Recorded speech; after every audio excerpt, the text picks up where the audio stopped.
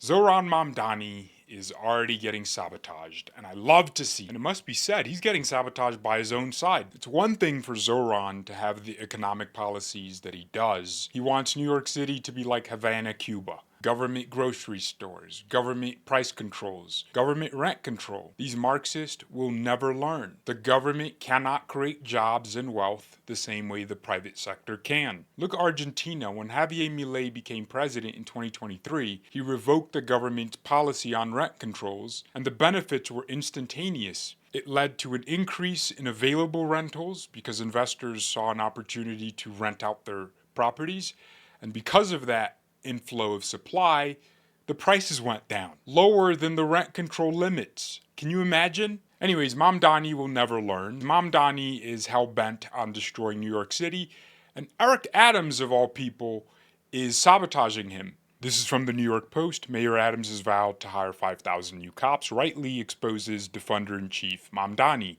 Adams deserves praise for his bold move to add 5,000 new cops to beef up a depleted NYPD and so expose Zohran Mamdani's anti-policing obsessions. With fewer than 35,000 officers, the New York Police Department headcount is at its lowest level since 1990, when the city's crime rate was at a high. The ranks have been shrinking since 2019 thanks to retirements and an exodus to jobs elsewhere as New York politicians' anti-policing agenda made working here ever harder.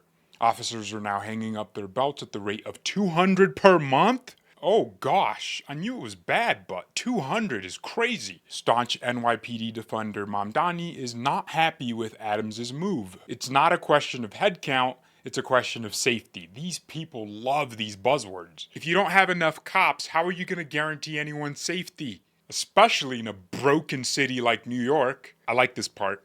Safety is a popular buzzword for hard lefties because it lets them describe all kinds of social programs as making people feel safe without ever addressing the question of policing, crime, or orderly streets and subways. Hence Mamdani's plan to create a department of community safety, employing social workers, violent interrupters, and peer counselors to handle as many interactions with the public as he can strip from the NYPD. Imagine you're a woman.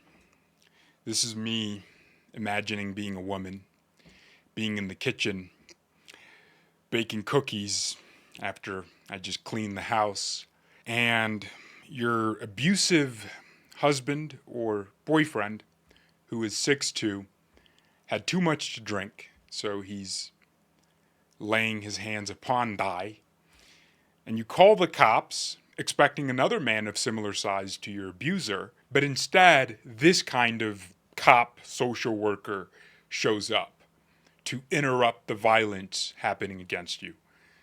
Will you feel safe in that kind of city?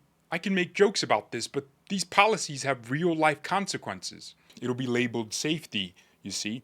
Mamdani thinks that matters more than actually delivering safety in the way that only police can. And this is an important part. Mamdani has said all along that he means to keep NYPD ranks depleted, wants to dismantle key units, and pull cops off domestic violence and emotional distress calls. Kudos to Adams for showing how Mamdani is still all in on the defund the police policies he has advocated for years, but now pretends he's outgrown. That article is spot on. Mamdani hates the NYPD with a passion. I'm going to show you that in a second. What Adams is doing here is good for two reasons. If Mamdani wins, it'll be the end of him if his first action in office is to undo the hiring of 5,000 police officers. Even his so-called supporters who call themselves Zohranistas, very cringe of course, will be going after him. Because even those dorks have felt the effects of defunding the police. Everyone knows it's a bad thing now. Hence why even Andrew Cuomo, who years ago was probably on the defund the police side, is saying it. Also why Mamdani is doing this 180. The second reason is people can see Mamdani's response to it. They can see how he despises it. And guess what? That's going to influence the election. Him refusing to support the initiative might be enough for a few people to switch their votes. This is what I meant when I say this guy hates the NYPD. June 28th, 2020. We don't need an investigation to know that the NYPD is racist, anti-queer, and a major threat to public safety. By the way, some people on the right say Zohran Mamdani is bad because he's going to bring Sharia law into New York City. Understand, he is, of course, horrible, but it's not specifically because he's going to bring Sharia law into New York.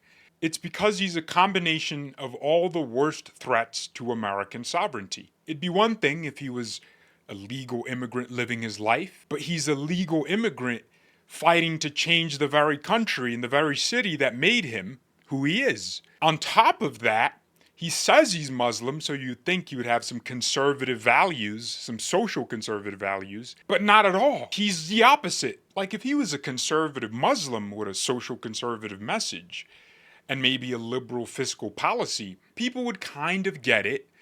But he's like a cop hater, and he hates America, and he hates America's founding, he hates his city, and he wants to change it.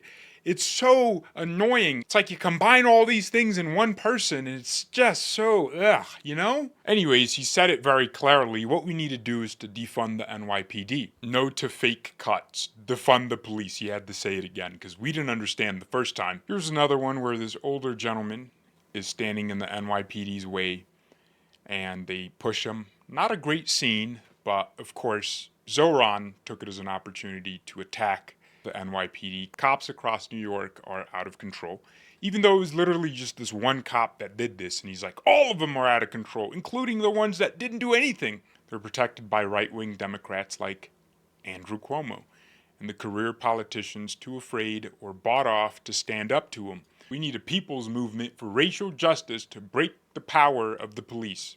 He said that. And another one where rioters were going after the NYPD in a very violent way. And he says the NYPD violently manhandled protesters yesterday in my district.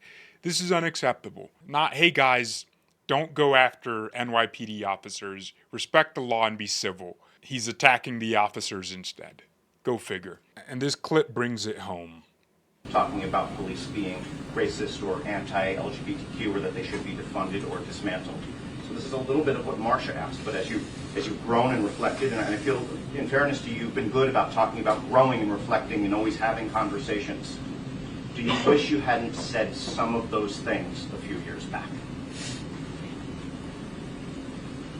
My statements in 2020 were ones made amidst a frustration that many New Yorkers held at the murder of George Floyd and the inability to deliver on what Eric Adams of all... Hey, doofus, the reason New Yorkers had any negative feelings towards the police, even though George Floyd happened in Minneapolis, is because people like you, their elected representatives, went on X, Twitter at the time, insulting and blaming every police officer for the questionable, dubious actions of a few. That's why they were upset. Not because of what they saw. It's because of how people like you portrayed it. People described as... Answer the question. The right for all of us to be able to enjoy safety and justice, that we need not choose between the two. Look at the buzzwords. Oh, you win. You win the award and the Oscar, the Emmy, the MVP, the Heisman for best word salad of the season goes to Zohran Mamdani. He would come collect the trophy with his hands, but he's too busy eating rice with them. They invented forks for a reason. Ladies and gentlemen, I love this sabotage. Probably the best thing Eric Adams has done as mayor. Let's see what happens. Goodbye.